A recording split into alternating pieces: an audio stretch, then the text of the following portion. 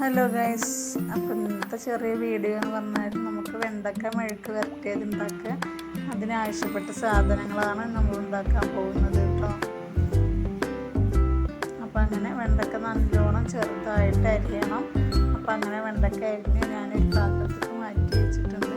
എൻ്റെ channel subscribe ചെയ്യാത്തവർക്ക് subscribe ചെയ്യുക, like, share, കമൻറ്റൊക്കെ ചെയ്തു കൊടുക്കും. പിന്നെ എന്തെങ്കിലും തെറ്റുണ്ടെങ്കിൽ ജസ്റ്റ് പറഞ്ഞാൽ നമുക്ക് അടുത്ത വീഡിയോയിൽ അറിയാലോ. അപ്പോൾ നമുക്ക് അറിയാവുന്ന പോലെ വീഡിയോ ഉണ്ടാക്കിയിട്ടാണ് നല്ലത്. വേറെ പിന്നെ നമുക്കതിനാവശ്യമായ ഉള്ളി ചെറുതാക്കി അരിയുക. അപ്പം അങ്ങനെ ചെറുതാക്കി അരിയണം കേട്ടോ. കൈയൊക്കെ മുറിയാതെ സൂക്ഷിക്കണം, കത്തിക്കൊക്കെ മുറിച്ചുണ്ടാകണമല്ലോ.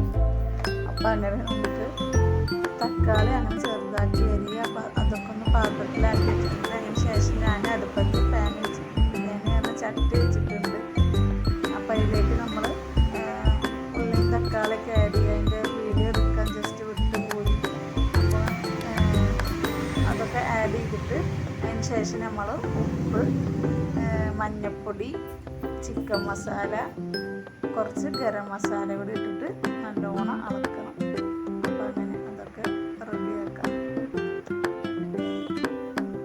ആവശ്യമായ ഉപ്പിടുക.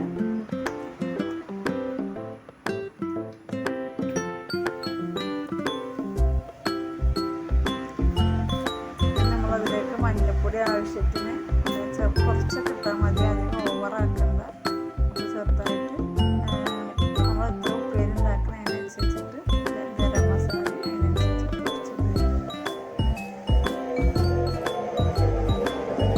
അപ്പം നമുക്ക് വെക്കറൊക്കെ ഉപയോഗിച്ചിട്ട് വേണം, ചട്ടി പിടിച്ചിട്ട് നല്ലോണം അളക്കണം.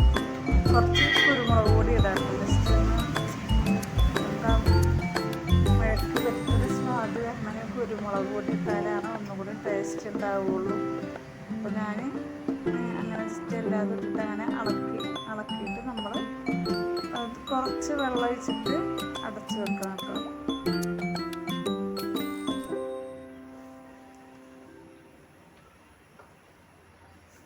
അപ്പോൾ നമ്മളങ്ങനെ വെണ്ടക്ക മെഴുക്ക് വരട്ടി റെഡിയാണ്.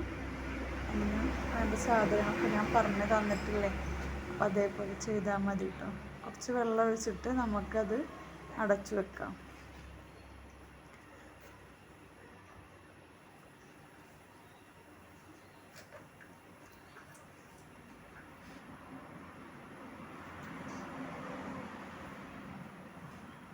അങ്ങനെ വെണ്ടക്ക മെഴുക്ക് വരട്ടി റെഡി ആയിട്ടുണ്ട് കേട്ടോ.